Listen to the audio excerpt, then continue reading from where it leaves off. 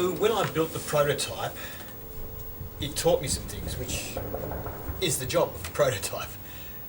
It was mainly done to test the body shape. This here stayed on the leg well in this position, but the neck wants to dive.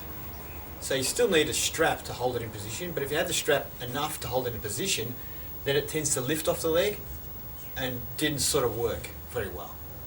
That was really a problem of the neck being much heavier than the body. Because I made this, well, it's out of pine, it's also a hollow body. The neck is also only pine, but with the truss rod and the tuners, the actual tuners were fairly heavy compared to the neck weight and the rest of the materials. Now that I'm using a hardwood, which is very dense wood, things like the tuners shouldn't actually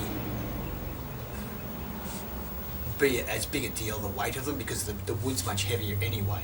In this position, the guitar was still, as you can see here, still sliding off a little bit. So I need to make this area here, I need to make a good skeg here. So I've got a nice skeg here and a nice one here. This one here I just put a little bit, but really this needs to be deeper here to stop it sliding off the leg that way. And I have to reevaluate whether I'm going to do a hollow body or not. I like guitars being light, just simply because of the weight of them on a strap, especially around my neck, starts to get a bit heavy. I get tight in the shoulders. So I want to have the body light for that reason, but the body also needs to be heavy so we don't get too much neck dive. Anyway, I know I have to change the shape, so that's the first thing we're going to do, is work on the shape. Alright, well, let's do this part since we need that.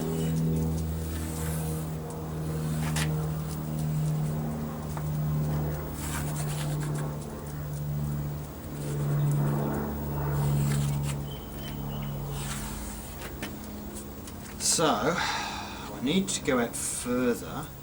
Should I continue it like that? If I hook it in like that, it should be alright.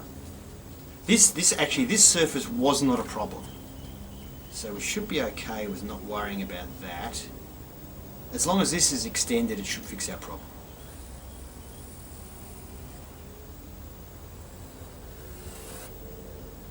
Okay, that's a bit sharp, that angle, but if we round that out a bit more.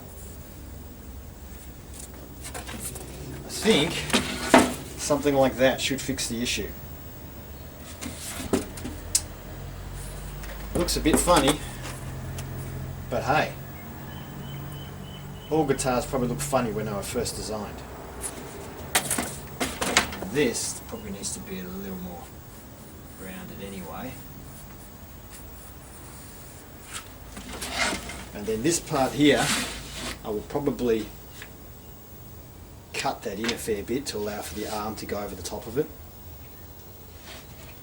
But I think that's our body shape, as strange as it looks.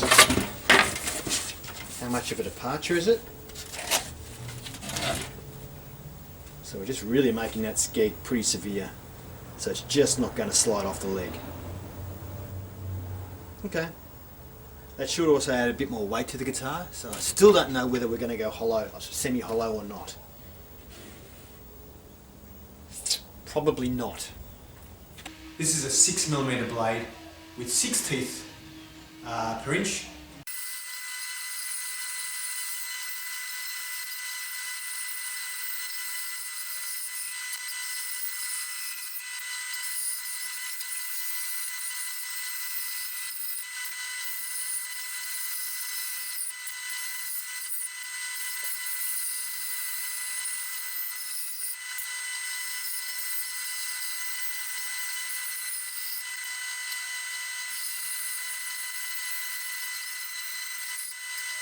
I thought I was filming and I wasn't.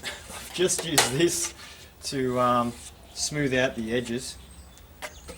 The thingy, just by going around here, using this a little bit here for some of these corners and things where it's been quite good. That edge was particularly handy. I couldn't get into this area though with that sanding machine, so I'm going to do that area by hand with files and stuff. So it's still a bit rough. That's basically our shape there now. So this should now stop it sliding off the leg.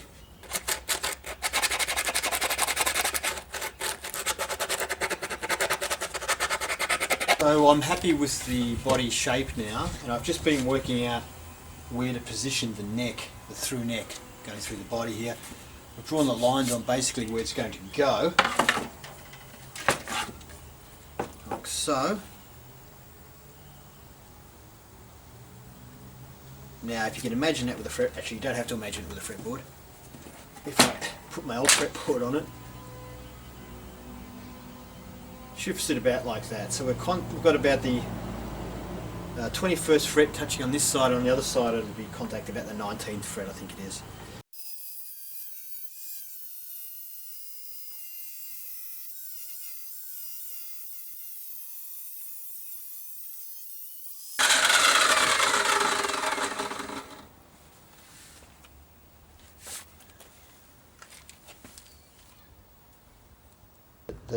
These two lines, that's where the neck will go through, and this is basically the bottom and most of the body. I'm using a separate top.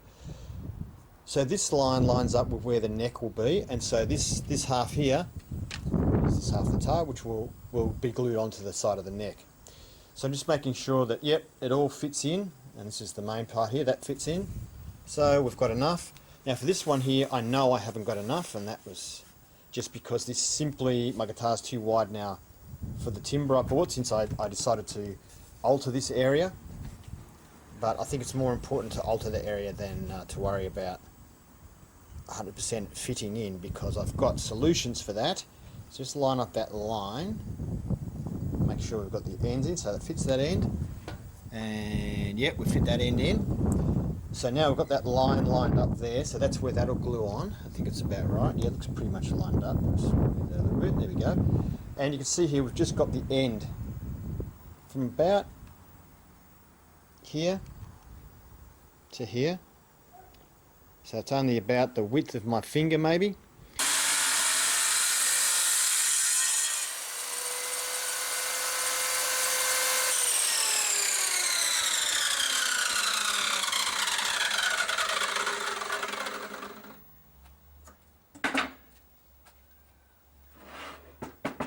So if I match those two lines up there, that's how this side of the body will sit, about there. This will be gone, and this part of the neck here will be gone as well. Now, line that up on the edge here, I can see that this side is a really good fit. There's a tiny gap there, and then we start to get a tiny gap here which just gets bigger and bigger and bigger. So that's not good. So just to check, I tried reversing it, so we'll reverse it. And we can have it over the edge like that, or we can have it right up here, doesn't matter. But I'm not sure how far you can see up here, but this end now is perfect. All the way, and it starts to get a gap here, and the gap gets bigger. What that tells me is that it's the neck that is sloping away towards the edge. So this one is dead flat. There's no high, low, anything like that. But there is a line on the join. And if I rock it forward a fair bit, that line does kind of close up. So once again, this has some sort of, yeah, it's lower on the edge than the middle, or whatever's going on with it.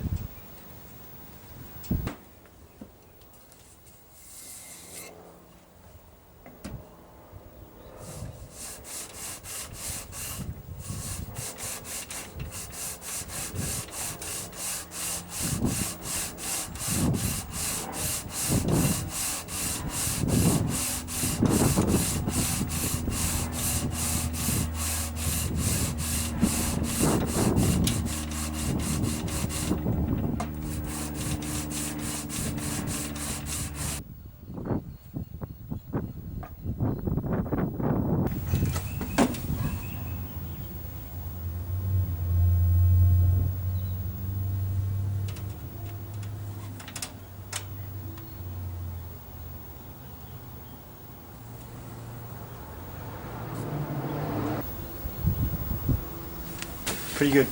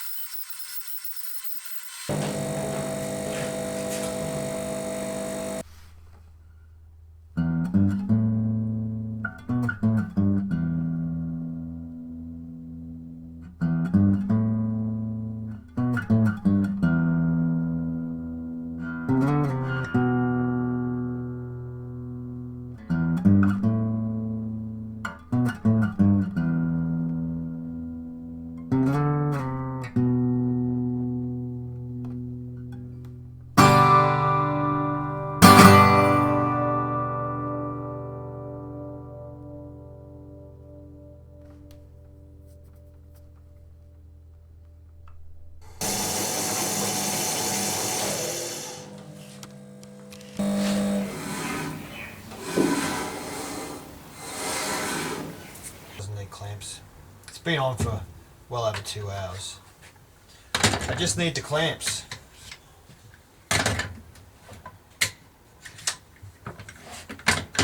So this is, I'm just fixing that bit that got torn off. This side here got torn off when we were doing the routing, if you remember. So I made another plate, and this one I have pre-sanded the edge to kind of match this profile here, if you can see that. So, because the router coming up under here and spinning this way just ripped it off. And I've since gone out now and bought Tight Bond, because I wasn't impressed that that tore off without actually tearing the timber off. So the glue, I wanted a stronger glue. So now I've gone and got that. Left it a bit proud here so I can sand it down, but that I matched that edge up though. So you've probably seen this bit already.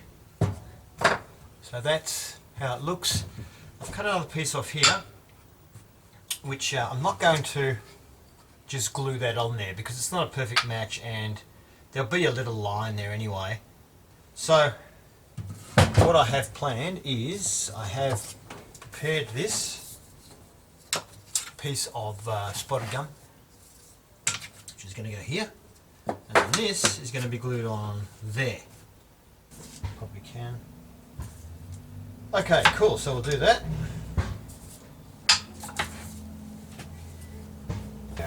Yep.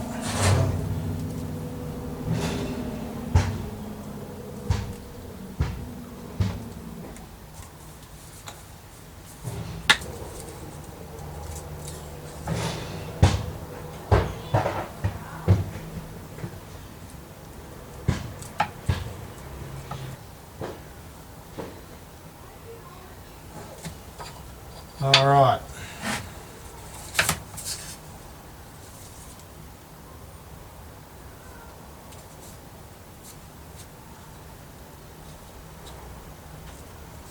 Beautiful.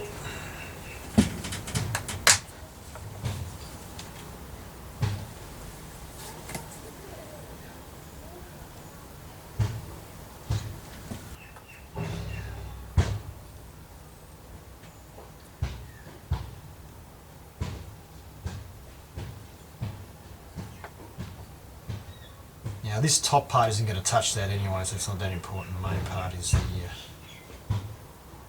bottom of this, which is this side here. Can you see what I'm doing? I'm totaling it too high, I'm sorry.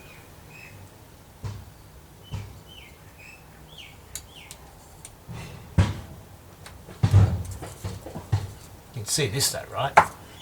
Yeah, you can see this, okay, good.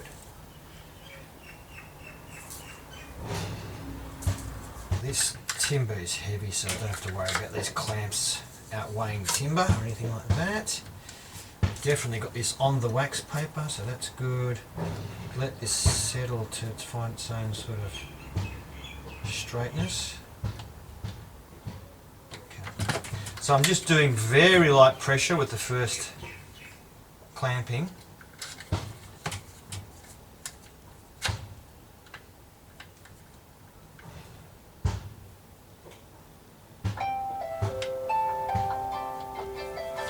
Little alarm going off.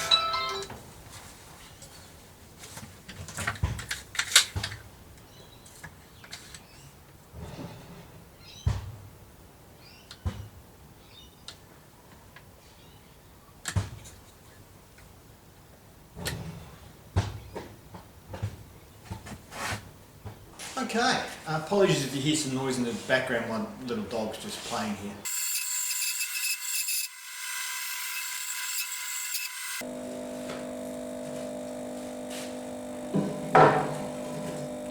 So I've actually got the ripping blade in, the 20mm blade, and because I was too lazy to change over to this 6mm blade to do this. Would have been better definitely if I have. It was actually really hard to do like bends with this blade, so it's come out really rough. But I didn't go through the line, which is the main thing, so we should be able to sand this to the correct shape. I don't really know what to say about what I'm about to do other than I'm winging it. I'm going to tilt it like this, push it through, but as well as having it tilted so it cuts sort of through here, and it's thinner here and then it comes out there, I'm also going to have to tilt it back a little bit, so because I don't want it to cut the whole length here, right? I want it to sort of stop here somewhere, or here somewhere, yeah, here somewhere, come out here. So as well as tilting it like that, I'm going to have to tilt the back out like that as well. It's going to be really hard to keep a consistent angle by hand. I guess if I was really clever, I'd have some sort of a sled or something with something keeping on this angle, but I'm going to try and just do it by hand. Because it's a ripping blade, it should cut reasonably straight. So I'm just going to roundabout get the angle and then just cut it.